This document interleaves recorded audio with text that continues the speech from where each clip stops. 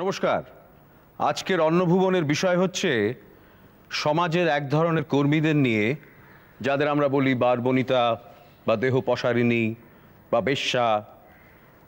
আসলে এই দেহ ব্যবসা অত্যন্ত প্রাচীন, বহু প্রাচীনকাল থেকে এটা হয়ে আসছে। আমরা ইউরোপের গ্রিস বা রোমান সাম্রাজ্যে দেখেছি যে বারবনিতাদের একটি বিশেষ জায়গা ছিল, তাদের ট্যাক্সও খুব হাই ছিল।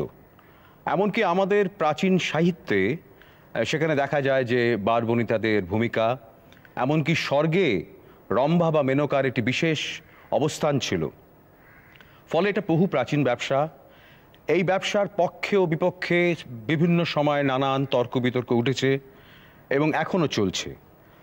আজকে আমাদের সামনে রয়েছেন এমন কিছু যৌনকর্মী, যাদের কাছ থেকে আমরা চেষ্টা করব জানতে তাদের অবস্থান, সামাজিক অবস্থান, তাদের আনন্দ, তাদের অর্থনৈতিক অবস্থান এবং কিভাবে তারা নতুনভাবে চেষ্টা করছেন যে সংগঠিত হয়ে একটা আন্দোলন করার বা নিজেদের অধিকার অর্জনের।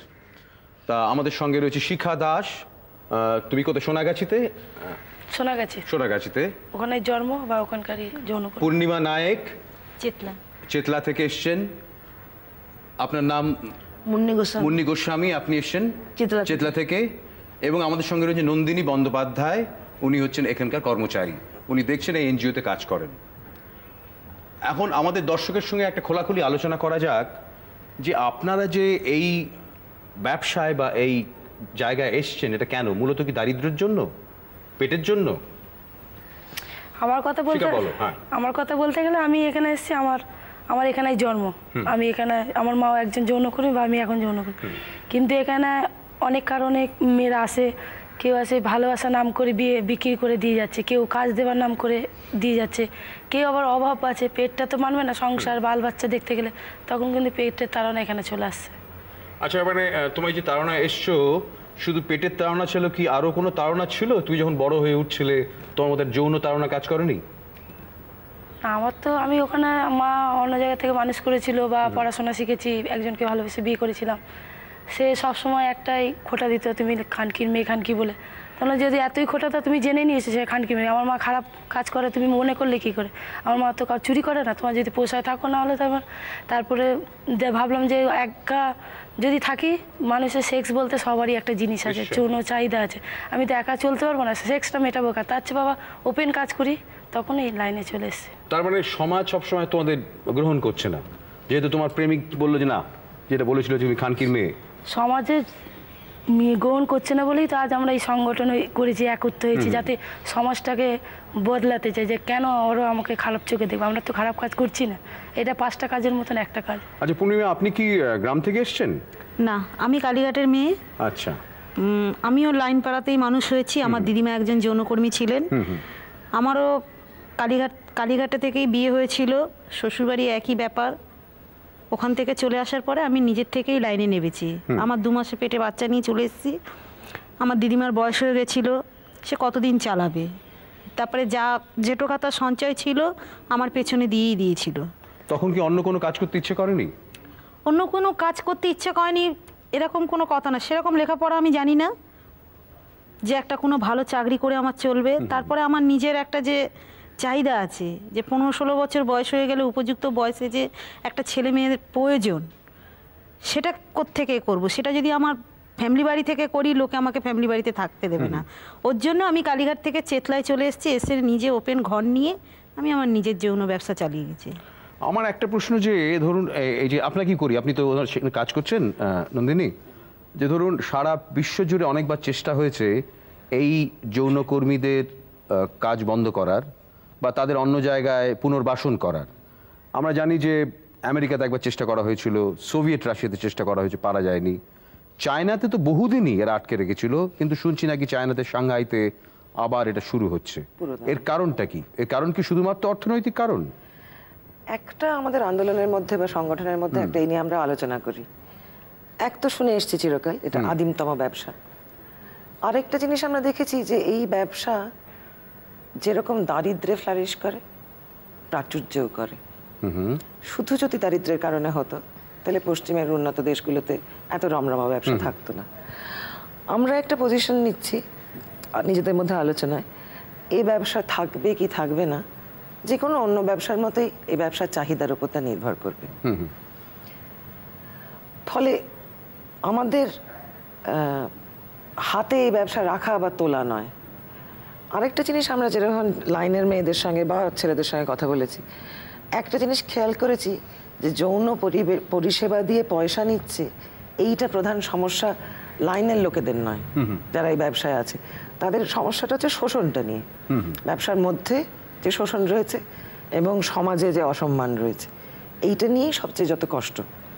সেক্সের বিনিময়ে পয়সা নিতে হচ্ছে বা অপরিচিত লোকের সঙ্গে সেক্স করতে হচ্ছে, এটা সমস্যা না। মানে আমাকে জিজ্ঞেস করি আপনাকে, ধরুন এরা তো মানে লাইনের মেয়ে, তারা সোনাগাছিতে অর্থ নিচ্ছে সেক্সের বিনিময়ে। আমি তো আবার অনেক আছে, ধরুন একটা বড় কর্পোরেট সেক্টরে যে কোনো একটা কন্ট্রাক্ট পাওয়ার জন্য সুন্দর সাজিয়ে গুজিয়ে মেয়েদের পাঠানো হয়। আমি কখনো মন্ত্রীর কাছে পাঠানো হচ্ছে, কোনো বিউরোক্র্যাটের কাছে পাঠানো হচ্ছে, কন্ট্রাক্টরের কাছে পাঠানো হচ্ছে, সেখানেও তো একটা বিনিময়। মানে আমি এর উত্তরে দুটো আর কি পয়েন্ট বা দুটো কথা বলতে চাই। এক হচ্ছে আমাদের চেনাশোনা, আমরা যে সংগঠন যাদের নিয়ে কাজ করছি মূলত এখনো অবধি, আশা করি ভবিষ্যতে এর ব্যাপ্তি আরো ছড়াবে, গরিব যৌনকর্মীদের। এরা একদম বড়লোক যৌনকর্মীরা এখনো আমাদের আন্দোলনের মূল ভাগে আসেনি। এদের বেশিরভাগ এসেছে গরিব ঘর থেকে এবং বেশিরভাগই এরা মেয়ে। গরিব ঘরের মেয়ে লেখাপড়া শেখেনি, কোনো দক্ষতা প্রশিক্ষণ পায়নি, তাদের কাছে যা যা অপশন আছে, যা যা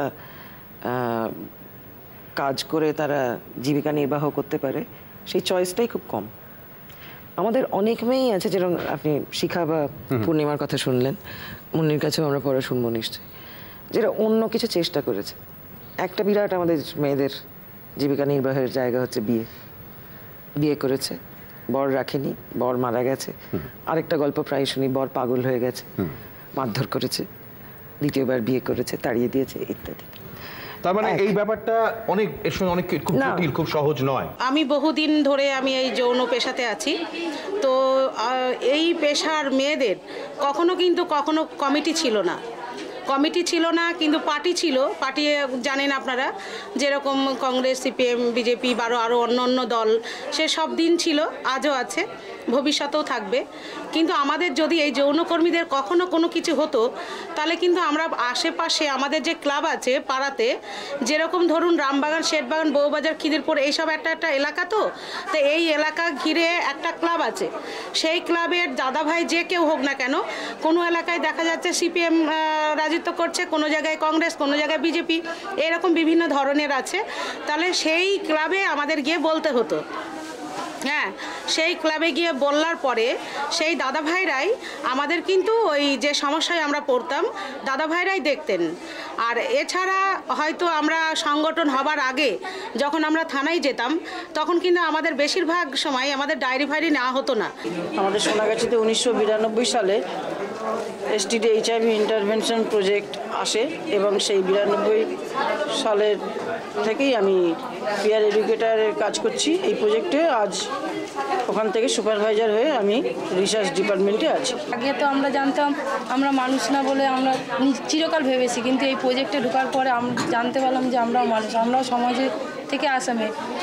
এই পরে কাজটা করা, এনজিও কাজ করে কি ভালো লাগে কেন, এই আমাদের যে যা আমাদের অধিকার আমরা 5 জনের কাছে তুলে ধরতে পারি। আমরা আগে কিন্তু নিজের কথাই চিন্তা করতাম, 5 জনের কথাই চিন্তা করতাম। তারপরে এই প্রজেক্টে ঢোকার পরে আমরা একটা সংগঠন, দুর্বার মহিলা সম্মেলন কমিটি করলাম। করার পরে আমাদের দেখলাম যে আমাদের নিজের খেতে নিজে যদি না ছিনিয়ে নিই, তাহলে কিন্তু কেউ খেতে দেবে না।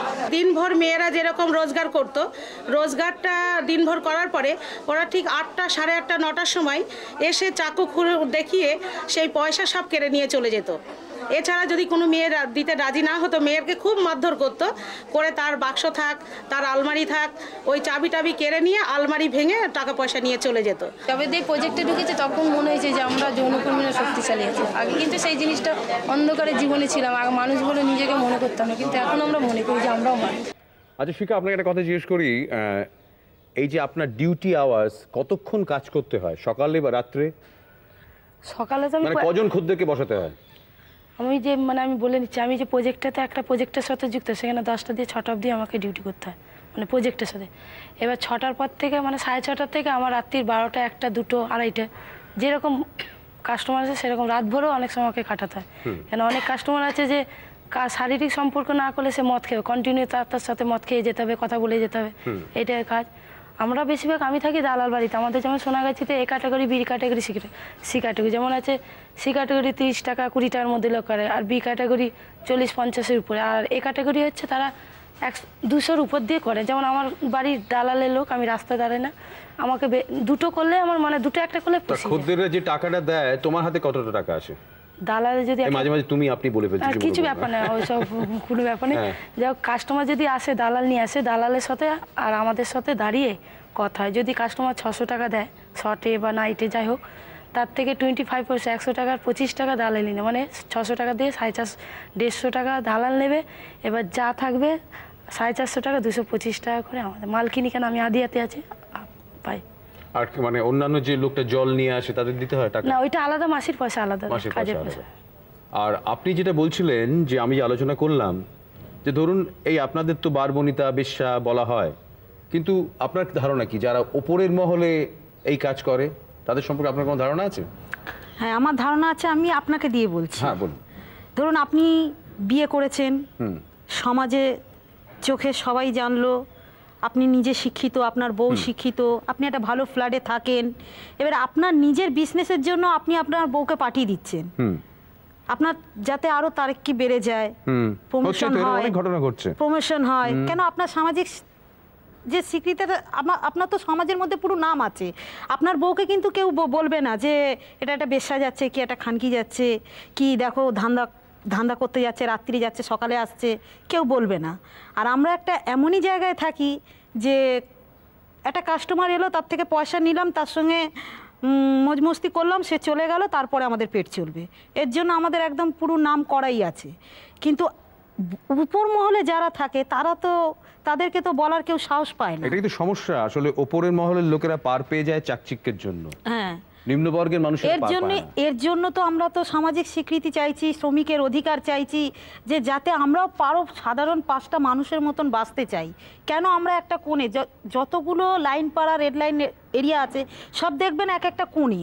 আচ্ছা, একটা কথা বলি আপনাকে, এই যে উনি যে কথাটা বললেন সত্যি তো, আপনারা যে চাইছেন যে আপনাদের স্বীকৃতি হোক ওয়ার্কার হিসেবে, তাহলে আপনাদের সমিতি কি ওপরের লেভেলে যাদের অর্থবান এই কাজ করছেন তাদের কি লেভেল, তাদের কি এক্সিকিউটিভ বেশ্যা করবেন?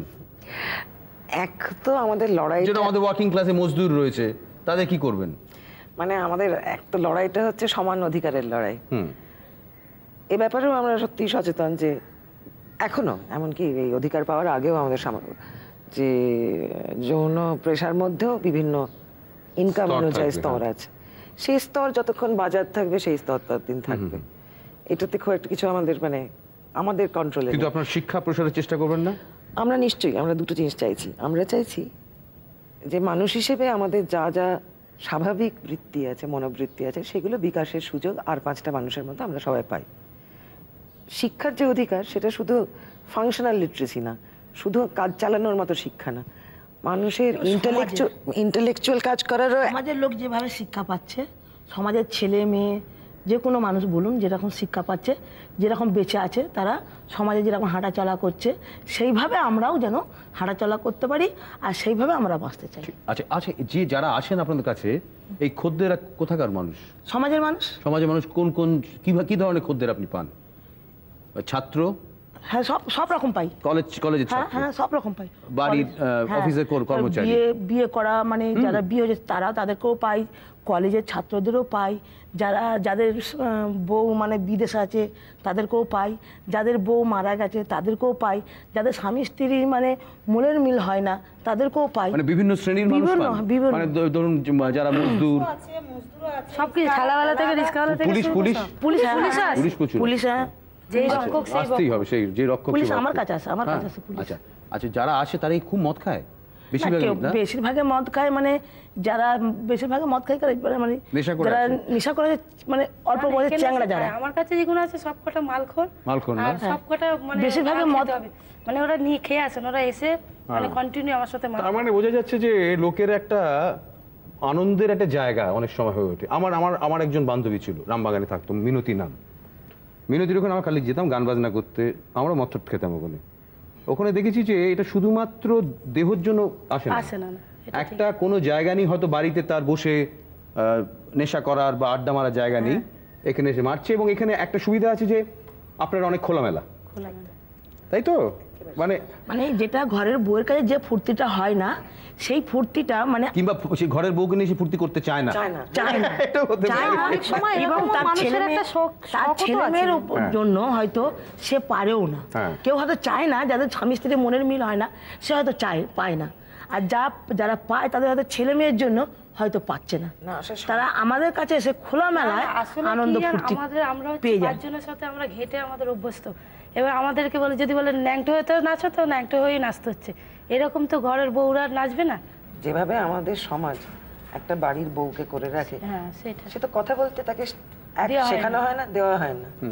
আর প্রত্যেক মানুষেরই কথা বলার জায়গা লাগে না। যে লোকটা চাকরি করছে, সে বাড়ির বউয়ের সঙ্গে এমন সম্পর্ক সে করেছে যে চাকরিতে কি পলিটিক্স হচ্ছে বউকে গিয়ে সে বলতে পারবে না, কারণ সে সম্পর্কটা সেরকমভাবে তৈরি করেছে।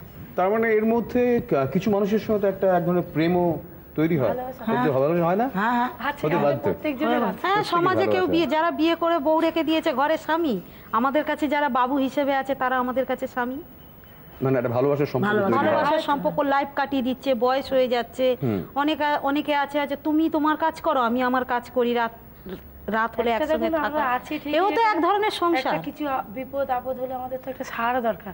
আর কিছু হলে গিয়ে আমার সঙ্গে আমার কেউ নেই, তখন সে তোমার সাহারা দরকার। দিক না দিক পরের কথা। এবং এখানে আছে খানেওয়ালাও আছে আর দেনেওয়ালা আছে। বেশিরভাগ তো খানেওয়ালা করে বলে না, মেয়ে বাঙালিরা বেশি করে তো খানেওয়ালা। মানে খানেওয়ালা করেই। রেবা মিত্র একদা সেক্স ওয়ার্কার, এখন দুর্বার জয়েন্ট সেক্রেটারি। রেবা মিত্রর সঙ্গে আছেন তার ছেলে। আপনার নাম কি ভাই? অরূপ মিত্র। আপনি কি করেন? আমি সিভ অফিসে male peer educator male peer হিসেবে কাজ করি। আপনি কি ছোটবেলায় জানতেন আপনার মা কি কাজ করেন? না, যখন আমার 8-9 বছর বয়স হয় তখন আমি জানতে পারি। আপনার কিরকম মনে হয় তখন?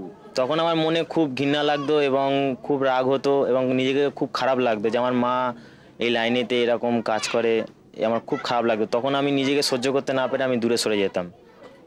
তারপরে আমি ঘন্টাখানেক পরে আমি আবার আসতাম। তারপর আপনি কি করেন? পড়াশোনা কতদূর করেন? পড়াশোনা আমি বেশিরভাগ আমি প্রাইভেটে খুব কম পড়েছি, কিন্তু এমনি বেশিরভাগ আমি হোস্টেলে থেকে মানুষ হয়েছি। আমি হোস্টেলে ক্লাস 8 অবধি পড়াশোনা আমার হয়েছে। হোস্টেলে কে পাঠিয়েছিল? আপনার মা তো পাঠিয়েছিল আপনাকে? হ্যাঁ, আমার মা পাঠিয়েছিল আমাকে হোস্টেলে। আপনি বড় হওয়ার পর বোঝার পর মা যে এই কাজ করছে সেই ব্যাপারে কি মায়ের উপর কোনো ক্ষোভ ছিল আপনার কখনো? না, মায়ের উপরে আমার কোনো ক্ষোভ ছিল না। কেন, আমি জানি যে মা যেটুকু যতটা কষ্ট করছে আমার জন্যই করছে, কেন আমি হচ্ছে মায়ের সব কিছু, যার জন্য মা আমাকে এত কষ্ট করে এত করে তবু আমাকে মানুষ করেছে। আপনার কিরকম মনে হতো যখন আপনার কাছে কোনো কাস্টমার আসতো আর আপনার ছেলেকে আপনাকে চলে যেতে বলতে হতো, তখন আপনার কিরকম মনে হতো? তখন আমি ভাবতাম যে আমি একজন তো মা, আমি যদি ছেলের সামনে রেখে যৌন পেশা করি তাহলে সেটা ঠিক হবে না। এই জন্য আমি ছেলেকে দূরে সরিয়ে দিয়ে আমি আমার পেশা করতাম, যেহেতু আমার ছেলেকে তো বড় করতে হবে, তাকে তো মানুষ করতে হবে না। আমার একটা ছেলে একটা মেয়ে থাকে হোস্টেলে। যাই হোক, মেয়েকে আমি চেষ্টা করি যাই যেটুকুন আমি পড়াশোনা শিখেছি, আমি চাই আমার ছেলে মেয়ে পড়াশোনা শিখে যে তো স্বাধীনভাবে চলুক। এবার সে যদি উপযুক্ত হয়ে 18 বছর উপরে হয়ে যদি মনে করে যে না তুমি লাইনে ছিলে, আমার দিদিমা লাইনে, সে যদি স্বেচ্ছায় নামতে চায় আমি তাকে না করবো না। তার কারণ হচ্ছে এই যে আপনারা আন্দোলন করছেন যে যৌনকর্মীর স্বীকৃতি দিতে হবে, অথচ আপনারা চাইছেন না আপনার ছেলেমেয়েরা হোক। একমাত্র শিক্ষা বললো যে এটা ওর উপর ছেড়ে দেবো। হ্যাঁ, যেরকম আমি আমি সেটা বলছি, বললাম। আমার মেয়ে আছে। আমি সেটা বললাম, যখন তার মানে জ্ঞান এসে যাবে, তার নিজের বিচারে যখন নিজের পায়ে দাঁড়াতে শিখে যাবে, ভালো মন্দ যখন বুঝতে শিখে যাবে, সে কি করবে তার ব্যাপার। আমার একটা মেয়ে আছে, আমি লেখাপড়া শেখাবার চেষ্টা করেছিলাম, শেখেনি, ক্লাস 7 পর্যন্ত পড়েছে, পড়তে চাইনি। এবার আমার পরিবেশটাও দেখতে হবে সেরকম। আমার সত্যি কথা বলতে আমাদের কি আছে, সে বাচ্চারা থাকে কোথায়? যেই ঘরে খদ্দেররা আসে সেখানেই থাকে। হ্যাঁ, আমার নিজের কাছেই থাকে। এবারে সে টিউশনি চলে যাচ্ছে, সকালবেলা উঠে 6টা থেকে 11টা তার স্কুল যাচ্ছে, বিকেলবেলা টিউশনি যাচ্ছে, আমার ঘরে কাস্টমার করতে হচ্ছে, মদ খেতে হচ্ছে, সব কিছু করতে হচ্ছে। এবার পরিবেশের এতে আমি বিয়ে দিয়ে দিয়েছি মেয়েকে। 40,000 টাকা খরচা করে পাকা ঘর পায়খানা করে দিয়েছি, গ্রামের দিকে বিয়ে দিয়েছি। এখন মেয়েকে দিনরাত টর্চার করছে, অত্যাচার করছে, সবসময় এবারে বলছে আংটি দাও, মেয়ের কানে, মানে জিনিসপত্রের উপর একটা লোভ। কেন? সে দেখে শুনে করেছে, জেনে শুনে করেছে। আমি কিন্তু কিছু লোকাইনি, আমার জামাই আমাকে এসে দেখেছে আমি মদ খেয়ে খাই, সিগারেট খাই, কাস্টমার করি, বাড়ির মধ্যে এসে থেকেছে, দেখেছে। এখন সে যে জুলুমগুলো করছে, এবার আমি যদি এখন যত দিতে থাকবো সে তত লোভ করবে। এবার কতদিন আমি দেব? এবারে যদি আমার মেয়ে মনে করে যে আমি এই সংসার করব না, মায়ের কাছে এসে থাকবো, আমার কাছে আসলে আমি হয়তো তাকে দুমুঠো খেতে দিতে পারি, আদার্স কিছু দিতে পারি না। সে যদি নিজের ইচ্ছায় মনে করে আমি লাইনে নেমে যাবো, স্বইচ্ছায় নেমে যাবো। কি মানে পরিস্থিতিটা এমন যে খুব বেশি আমি তাকে মানে বাধা দিতে তার পারি কাছে না। অনেক বেশি সুযোগ নেই, সুযোগটা খুব সীমিত। আমাদের সেই রকম যদি ইনকাম মানে আমাদের সেই রকম যদি ক্ষমতা থাকে, তাহলে যদি বাচ্চাদের পড়ালেখা, তাদের খাওয়া খরচা, কাপড় চোপড়, তেল সাবান, এবং আমাদেরও আছে আবার ঘর ভাড়া আছে, আরও ভাই বোন আছে, তাদেরকে মানে তাদেরকে সমস্ত নিয়ে তারপর আমাদের চলতে হয়। কিন্তু আপনারা চান না এই পরিবেশ থেকে ওদের দূরে নিয়ে যেতে? পরিবেশ নিয়ে দূরে নিয়ে যেতে চাই, কিন্তু সেই ক্ষমতাটুকু তো আমাদের নেই। আমাদের তো কেন, আপনাদের যে এই দুর্বার এই যে গোষ্ঠী আছে তারা তো খানিকটা কাজের ব্যবস্থা করছে। কাজের ব্যবস্থা, তাদের তো লেখাপড়া শেখাবার জন্য তো তাদের তো পয়সা চাই। সেই পয়সা যদি আমরা ইনকাম করে যদি না উঠতে পারি, মানে আমাদের পেটের খাওয়ার কাপড় চোপড় পড়ার দিক থেকে যদি করে যদি না বাঁচাতে পারি, তাদের লেখাপড়া শেখাতে পারছি না। তাদের যখন লেখাপড়া যখন শেখাতে পারছে না, তখন কোনো জায়গায় গিয়ে তাদের মানে চান্স পাচ্ছে না। আচ্ছা শিখা, এই যে একটু আগে কথা হলো, অনেক নাগর আসে, অনেকে প্রেমে পড়ে যায়, তাদের কারোর সাথে পালাতে ইচ্ছে করে না? পালিয়ে গিয়ে কি হবে? সেই তো আবার 2 বছর 3 বছর পর আসতে হবে এখানে। অনেক সে আমি বলবে যে ভাগো আবার।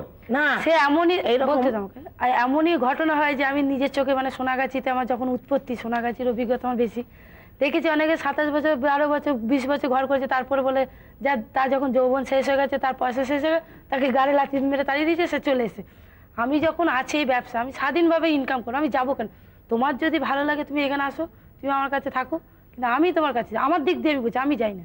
বা অনেকে মেয়ে বুঝে গেছে যে লাভ নেই আমাদের, যে এখানেই থাকতে হবে, এখানে স্বাধীনভাবে ব্যবসা করবো। তার মানে এখানে থেকেই আপনি চান স্বাধীনভাবে যৌনকর্মীর অধিকার নিয়ে বাঁচতে চাই। হ্যাঁ, আজকের মতো আমরা এখানেই আলোচনা শেষ করছি। এই অধিকার আছে কি নেই সেই নিয়ে পরবর্তী অন্নভুবনে